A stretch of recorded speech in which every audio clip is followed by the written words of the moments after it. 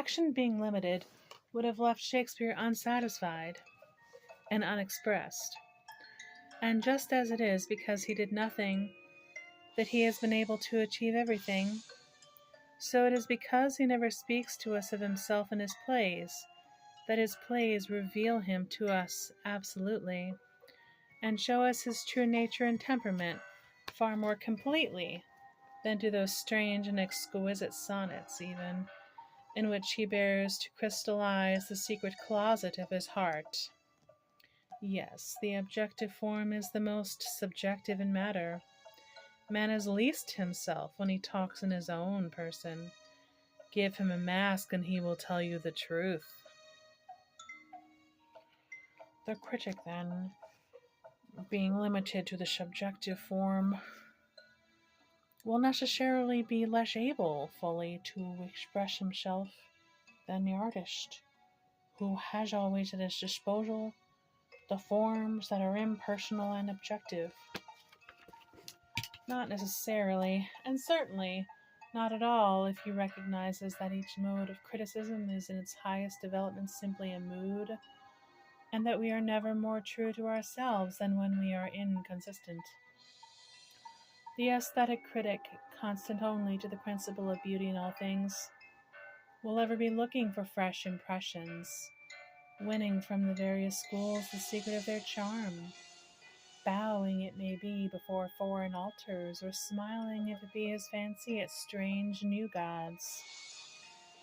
What other people call one's past has no doubt everything to do with them, but absolutely nothing to do with one's self. The man who regards his past is a man who deserves to have no future to look forward to. When one has found expression for a mood, one is done with it. You laugh, but believe me, it is so. Yesterday it was realism that charmed me. One gained from it that nouveau frisson which it was its aim to produce. One analyzed it and wearied of it. At sunset came the luministe in painting and the symboliste in poetry, and the spirit of medievalism, that spirit which belongs not to time but to temperament, woke suddenly in wounded Russia and stirred us for a moment by the terrible fascination of pain. Today the cry is for romance, and already the leaves are tremulous in the valley, and on the purple hilltops walks beauty with slim gilded feet. The old modes of creation linger, of course. The artists reproduce either themselves or each other with wearisome iteration. But criticism is always moving on, and the critic is always developing. Nor again is the critic really limited to the subjective form of expression. The method of the drama is his as well as the method of the epos.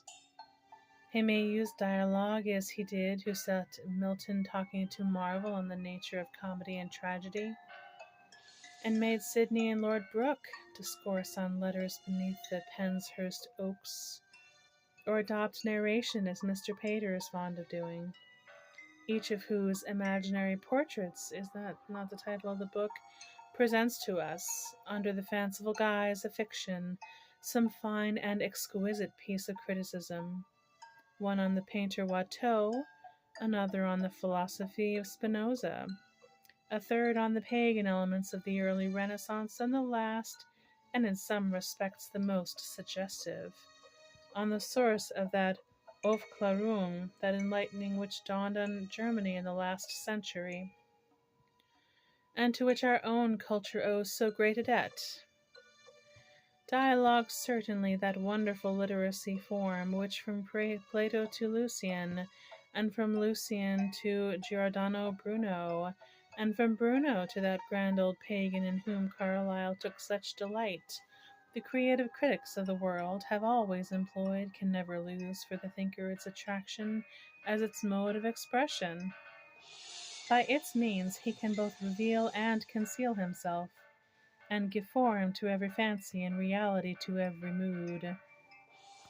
By its means He can exhibit the object from each point of view and show it to us in the round as a sculptor shows us things, gaining in this manner all the riches and reality of effect that comes from those side issues that are suddenly suggested by the central idea in its progress, and really illumine the idea more completely, or from those felicitous afterthoughts that give a fuller completeness to the central scheme, and yet convey something of the delicate charm of chance.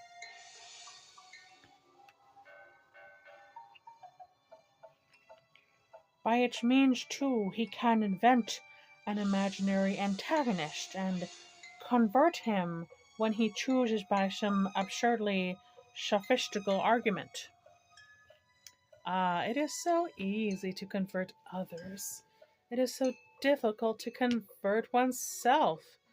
To arrive at what one really believes, one must speak through lips different from one's own. To know the truth, one must imagine myriads of falsehoods. For what is truth? In matters of religion, it is simply the opinion that has survived. In matters of science, it is the ultimate sensation. In matters of art, it is one's last mood. And you see now, Ernest, that the critic has at his disposal as many objective forms of expression as the artist has. Ruskin put his criticism into imaginative prose, and is superb in his changes and contradictions, and Browning put his into blank verse, and made painter and poet yield up their secret, and M. Renan uses dialogue, and Mr. Pater fiction, and Rossetti translated into sonic music the color of Giorgione, and the design of Ingres, and his own design and color also, feeling with the instinct of one who had many modes of utterance that the ultimate art is literature, and the finest and fullest medium that of words.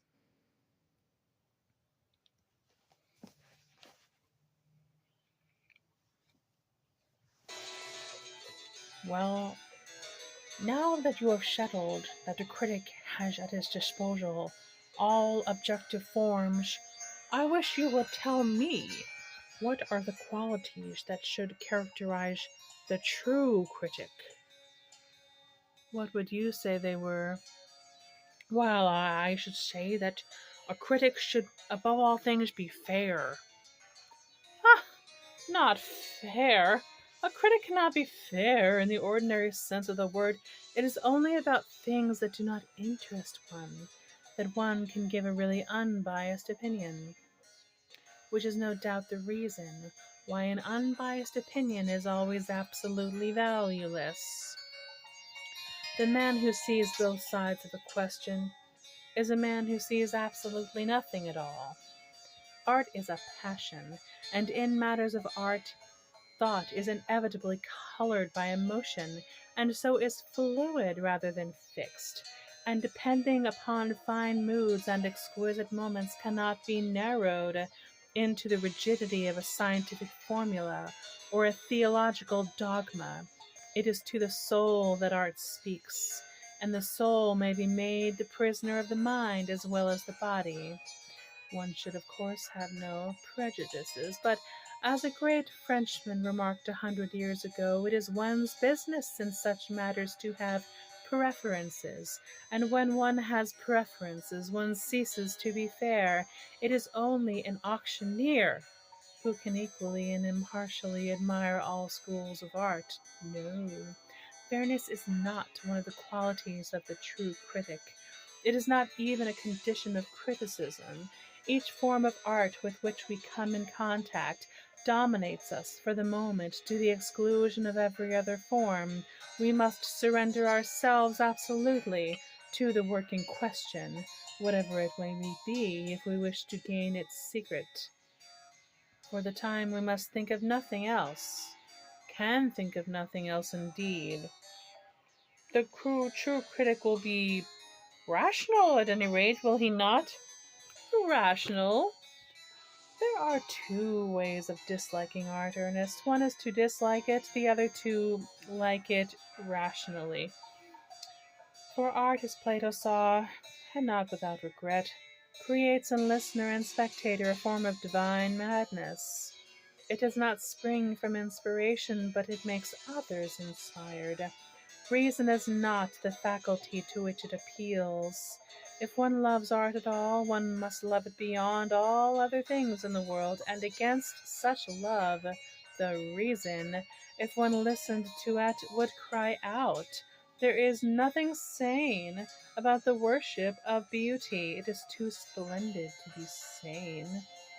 Those of whose lives it forms the dominant note will always seem to the world to be pure visionaries. Well, at least the critic will be sincere. A little sincerity is a dangerous thing, and a great deal of it is absolutely fatal. The true critic will indeed always be sincere in his devotion to the principle of beauty, but he will seek for beauty in every age and in every speech school, and will never suffer himself to be limited to any settled custom of thought or stereotyped mode of looking at things. He will realize himself in many forms and by 1,000 different ways, and will ever be curious of new sensations and fresh points of view. Through constant change, and through constant change alone, he will find his true unity. He will not consent to be the slave of his own opinions. For what is mind but motion in the intellectual sphere? The essence of thought, as the essence of life, is growth. You must not be frightened by words, Ernest. What people call insincerity is simply a method by which we can multiply our personalities. I am afraid I have not been fortunate in my suggestions. Of the three qualities you mentioned, two, sincerity and fairness, were, if not actually moral, at least on the borderland of morals, and the first condition of criticism is that the critic should be able to recognize that the sphere of art and the sphere of ethics are absolutely distinct and separate. When they are confused, chaos has come again. They are too often confused in England now, and through our modern Puritans cannot destroy a beautiful thing, yet, by means of their extraordinary prurience, they can almost taint beauty for a moment. It is chiefly, I regret to say, through journalism that such people find expression. I regret it because there is much to be said in favor of modern journalism. By giving us the opinions of the uneducated, it keeps us in touch with the ignorance of the community. By carefully chronicling the current events of contemporary life, it shows us of what very little importance such events really are. By invariably discussing the unnecessary, it makes us understand what things are requisite for culture and what are not. But it should not allow poor Tartuffe to write articles upon modern art. When it does this, it stultifies itself. And yet Tartuffe's articles and Chadband's notes do this good at least. They serve to show how extremely limited is the area over which ethics and ethical considerations can claim to exercise influence. Science is out of the reach of morals, for her eyes are fixed upon eternal truths.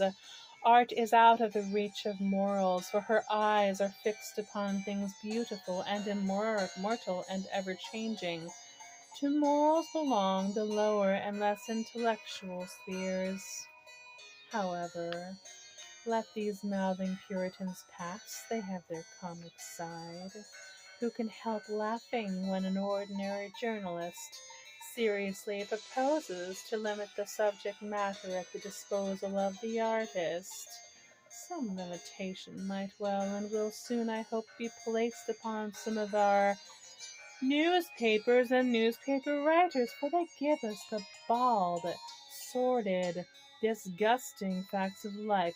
They chronicle with degrading avidity the sins of the second rate, and with the conscientiousness of the illiterate, give us accurate and prosaic details of the doings of people of absolutely no interest whatsoever. But the artist, who accepts the facts of life and yet transforms them into shapes of beauty and makes them vehicles of pity or of awe, and shows their color element and their wonder and their true ethical import also, and builds out of them a world more real than reality itself, and of loftier and more noble import, who shall set limits to him? Not the apostles of that new journalism, which is but the old vulgarity writ large, not the apostles of that new puritanism, which is but the wine of the hypocrite, and is both writ and spoken badly. The mere suggestion is ridiculous. Let us leave these wicked people, and proceed to the discussion of the artistic qualifications necessary for the true critic.